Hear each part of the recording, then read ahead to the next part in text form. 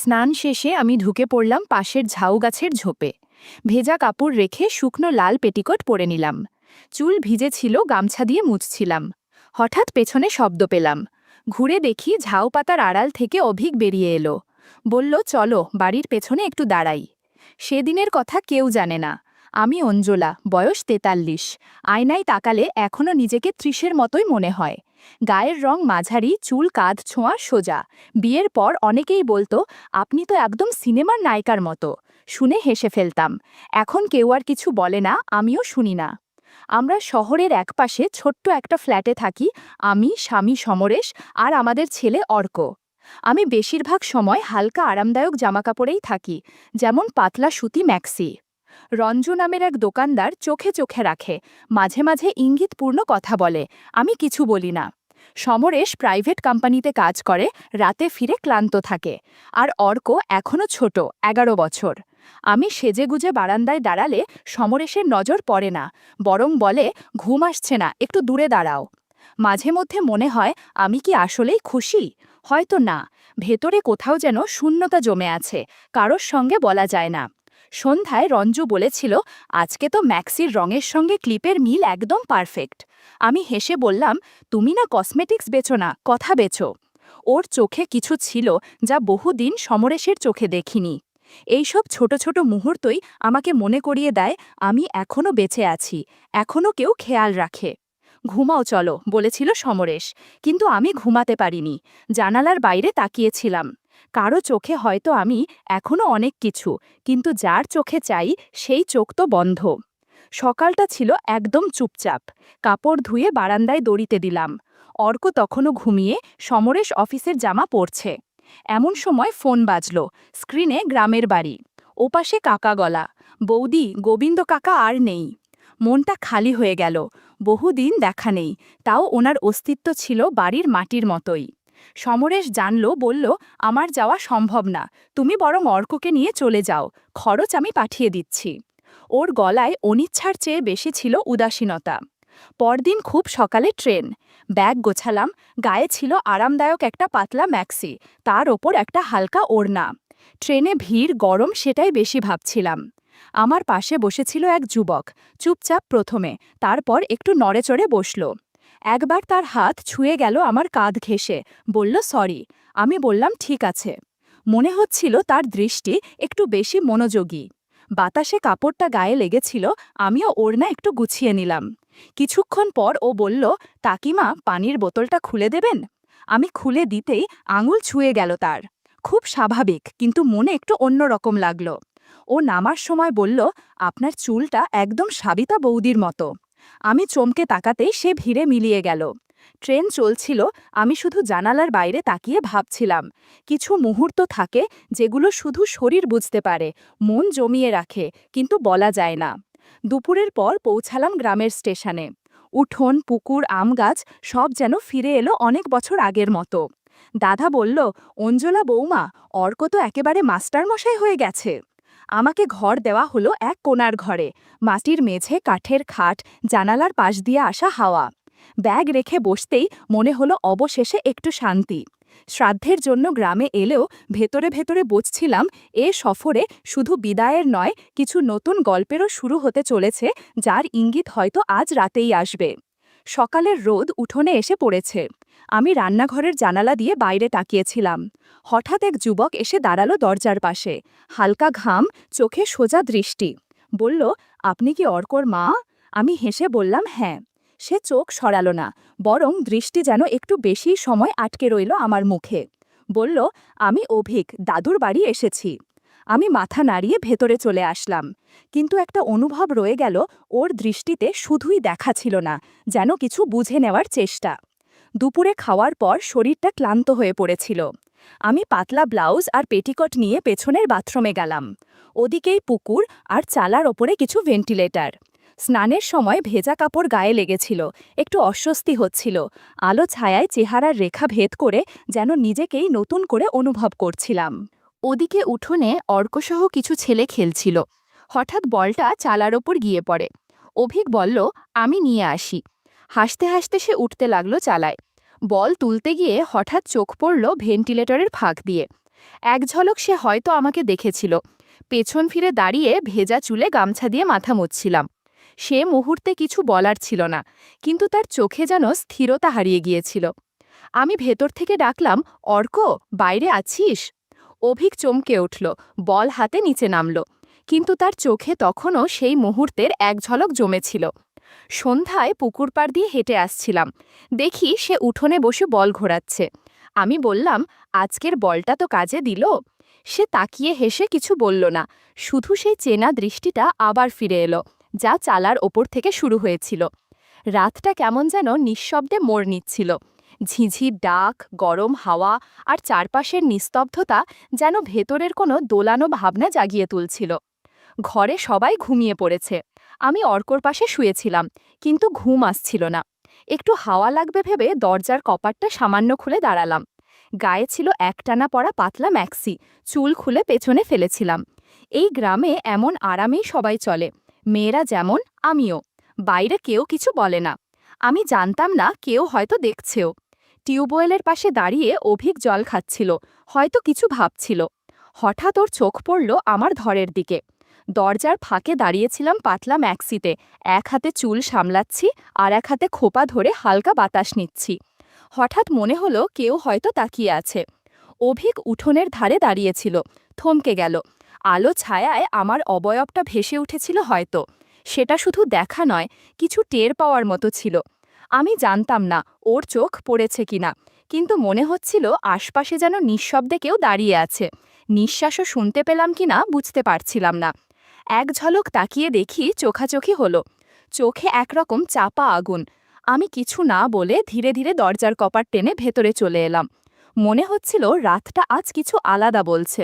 সকালে উঠেই রান্নাঘর থেকে হাঁড়ির শব্দ পেলাম, উঠোনে পাতার ধোয়ার গন্ধ। গোবিন্দ কাকার শ্রাদ্ধ, বাড়িতে লোকজনের ভিড়, রান্না, জল তোলা, সব মিলে যেন ছোটখাট আয়োজন। চুল বেঁধে ম্যাক্সিন ওপর একটা শাল জড়িয়ে রান্নাঘরে গেলাম। দাদা মজা করে বলল, তোরে ধর জামাই বানিয়ে ফেললাম রে।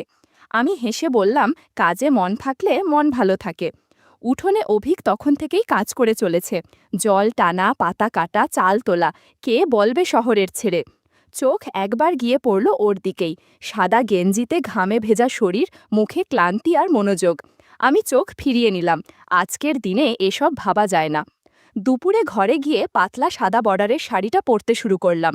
পুরনো হাতাকাটা ব্লাউজ আরামদায়ক, গলায় খোলা। আয়নার সামনে দাঁড়িয়ে আঁচল ঠিক করছিলাম। হঠাৎ জানালার হাওয়া আঁচল সরিয়ে দিল।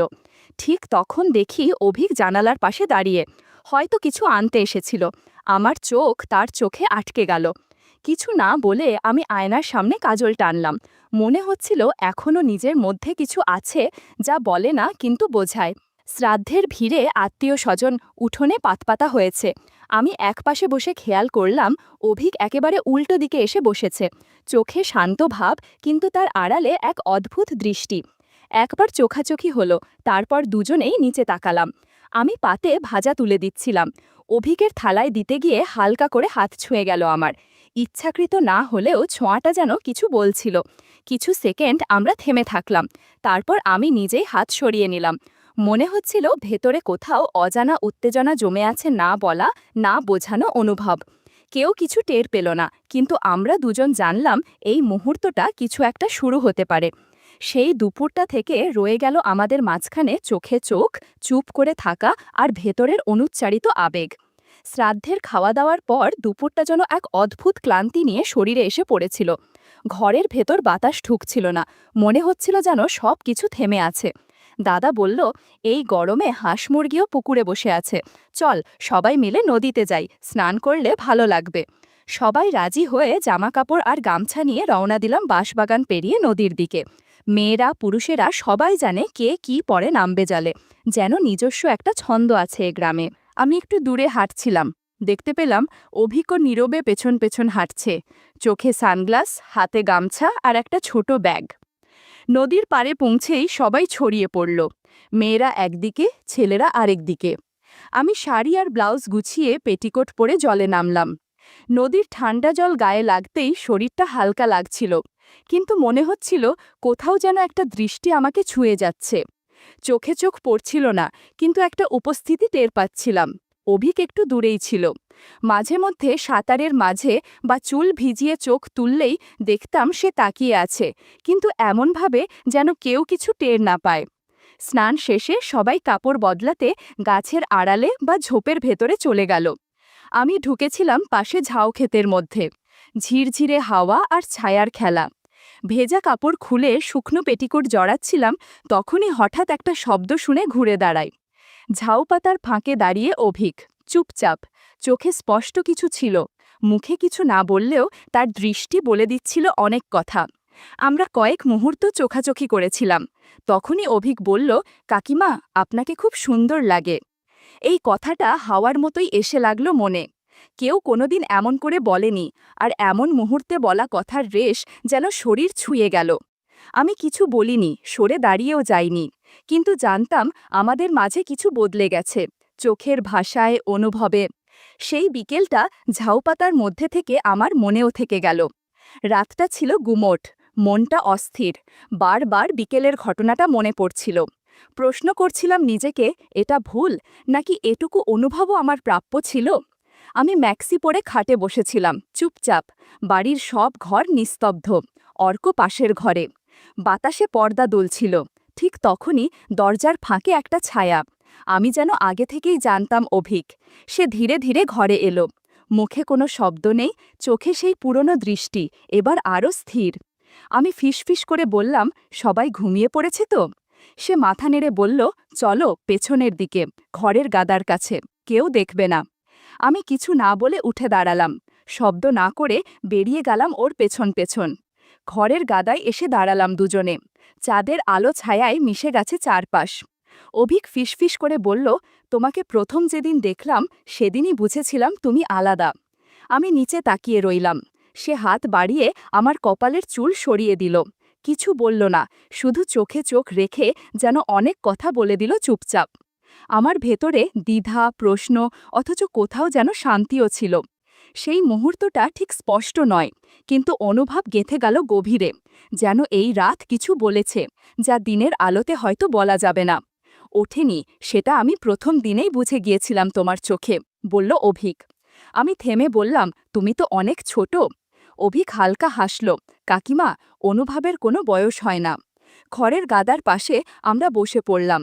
ও পাশে এসে হাত রাখল আমার হাতের কাছে। সেই মুহূর্তে মনে হচ্ছিল এতদিন ধরে যেটা মনের গভীরে রয়ে গিয়েছিল, সেটা কেউ যেন হঠাৎ ছুঁয়ে দেখল, নিঃশর্তে নিঃশর্তে। আমি চোখ বন্ধ করলাম। কেউ কিছু বলল না, কোনো শব্দ হয়নি, তবু মনের ভেতর কোথাও যেন একটা বন্ধন তৈরি হয়ে গেল।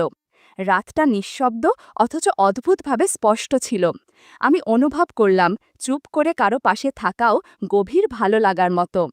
ভোরের আলো ফোটার আগেই অভিক পেছনের রাস্তা ধরে হেঁটে বেরিয়ে গেল। আমি শুধু চুপচাপ তাকিয়েছিলাম, ও ফিরে তাকায়নি। আমি ডাকিনি, কারণ কিছু অনুভব মুখে বললে হয়তো তার জাদু ভেঙে যায়। সেই রাত, সেই মুহূর্তগুলো শব্দহীন, কিন্তু থেকে গেল আমার মধ্যে। ঘরে ফিরে দেখি অর্ক তখনও ঘুমিয়ে। আমি ওর মাথায় হাত বুলিয়ে দিয়ে কাপড় গুছিয়ে নিতে শুরু করলাম। আবার শহরে ফিরতে হবে, আবার চেনা সংসার, কিন্তু মন জানে এবার কিছু বদলে গেছে। দুপুরে আমরা ট্রেন ধরার জন্য রওনা দিলাম। গ্রামের রাস্তা, পুকুর, গাছপালা সব যেন নতুনভাবে দেখাচ্ছিল। ট্রেনে বসে আমি জানালার বাইরে তাকিয়ে ভাবছিলাম, একদিন হয়তো আবার ফিরব এই গ্রামে। যখন অর্ক বড় হবে, তখন নির্ভয়ে আসতে পারব এখানে। হয়তো ঝাউক্ষেতের পাশে দাঁড়িয়ে অভিক তখনও থাকবে। আর সেদিন সবকিছু আবার শুরু হতে পারে, ঠিক যেখানে শেষ হয়েছিল।